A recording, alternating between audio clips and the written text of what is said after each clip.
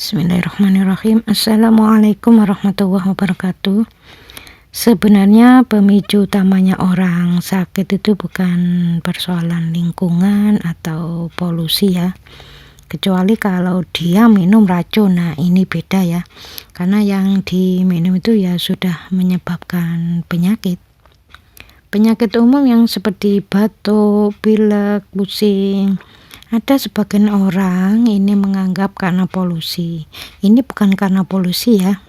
Jadi penyakit itu memang di dunia ini kan belum bisa menemukan yang sesungguhnya ya, kecuali stroke karena pecah pembuluh darah. Nah itu belum pernah ketemu ya. Kenapa kok bisa pecah pembuluh darah? Itu sampai sekarang belum pernah ketemu. Pembuluh darah jantung tersumbat, dia kena jantung koroner sehingga harus pakai ring. Nah kenapa kok bisa tersumbat? Sumbatan pembuluh darah di jantung tuh kenapa kok bisa ada sumbatan? Itu belum pernah ketemu ya, belum pernah bisa ditemukan penyebabnya itu apa. Jadi kalau ada yang mengatakan ya karena kolesterolnya tinggi. Nah kenapa kolesterol kok bisa tinggi? Enggak semua orang yang gendut itu kolesterolnya tinggi loh. Ada orang itu kurus malah kolesterolnya tinggi, itu ada. Jadi kita harus berpikir, harus bijak dalam memikirkan sesuatu. Nah disinilah sebenarnya di dalam Islam itu diberitahukan oleh Allah Ta'ala bahwa kita harus mencontoh Rasul itu sebagai uswatun hasanah, sebagai contoh yang baik. Makanya Rasul itu ya nggak kena kolesterol, nggak kena jantung, nggak kena penyakit stroke, karena memang akhlak beliau tuh baik. Jadi akhlak Rasul itu memang betul-betul baik, dan itu dipuji oleh Allah Ta'ala di dalam Al-Quran, wa innaka la'ala khuluqin azim. Rasul itu akhlaknya itu sangat baik, makanya nggak kena penyakit ya seperti batuk ya nggak pernah, karena nada beliau ya nggak tinggi ya, lembut. Nada beliau itu kalau bicara itu lembut, kalau ada orang ngomong tidak dikonter, jadi ada orang ngomong didengarkan. Nah banyak teman-teman yang nyunah ya, istilahnya nyunah gerakan ya, duduknya Rasul, sendenya Rasul, cara pegang kakinya itu semua dicontoh ya, boleh sih nggak apa-apa, itu namanya nyunah gerakan. Akhlak itu banyak ya, jadi akhlak itu adalah sebenarnya diawali dari nafsu seseorang ya. Nafsu inilah harus mencontoh Rasul yang nafsunya itu memang tidak berlebihan ya, standar ya. Jadi beliau itu ada nafsu-nafsu yang memang dihilangkan. Kalau yang nggak baik itu yang baik aja yang dilakukan ya, yang nggak baik ya nggak dilakukan. Jadi nafsu-nafsu yang baik Rasul itu biasanya ya tetap itu dari Allah Ta'ala, diminta melakukan ini, diminta melakukan itu. Nah itulah kita mencontoh akhlak Rasul itu seperti itu. Akhlak yang berhubungan dengan melihat, yang berhubungan dengan berpikir, yang berhubungan dengan mendengar, yang berhubungan dengan bicara. Nah, bicara ini nanti dibagi-bagi macam-macam ya. Ada bicara dengan nada lembut, ada lembut tapi menyakitkan, ada bicara agak keras, agak menyakitkan.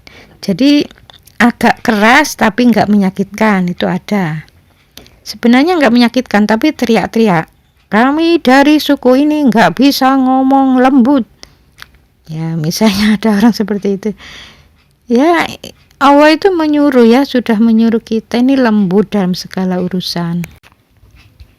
Nada bicara aja beda-beda ya, dari yang kelihatan lembut tapi menyakitkan itu ada, nada yang tinggi terus nggak menyakitkan itu juga ada. Nah di titik-titik itulah akan muncul penyakit dari tenggorokan itu banyak ya nanti, entah itu gatal atau ya. Jadi orang-orang yang punya ciri itu kalau ada orang ngomong dia maunya tuh nyusulin terus ya, ngonter, apalagi ngajak debat ya.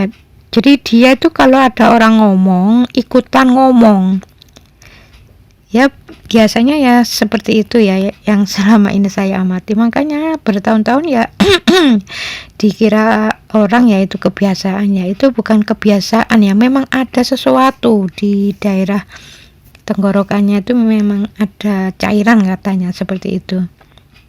Dan orang yang semacam ini meskipun sudah berobat ke dokter ya tetap seperti itu.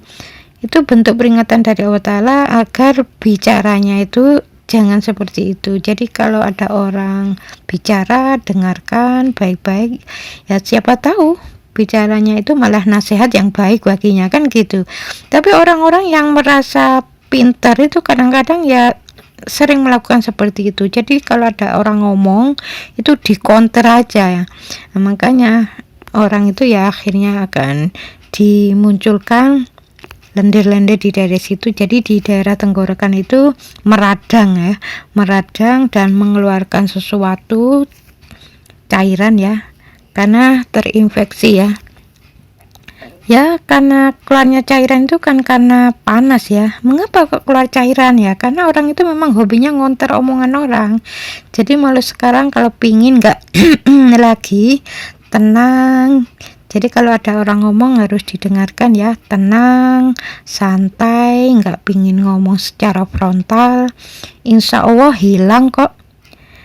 Nah itu bagaimana? Memang Allah itu sudah benar ya. Di dalam Al-Quran dijelaskan, wa ma asobakum min musibatin fabima kasabat aidikum. Apa saja musibah yang engkau terima yang berupa sering keluar dahak, yaitu karena hobinya ngonter omongan orang.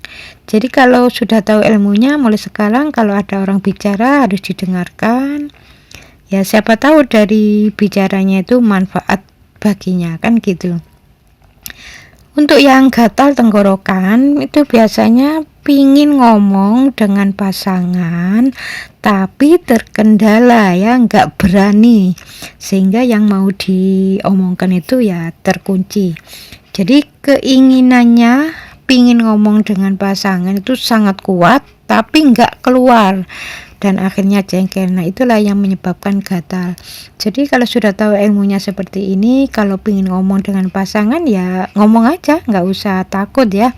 Jadi nggak usah mau ngomong nggak jadi, mau ngomong nggak jadi, tapi akhirnya jengkelnya itu nanti bisa gatal di tenggorokan. Atau dinasihati orang belum selesai menasihati ya sudah ngomong, itu bisa gatal ya.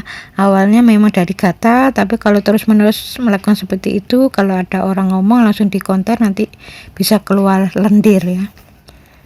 Ya mudah-mudahan video ini ada manfaatnya ya. Assalamualaikum warahmatullahi wabarakatuh.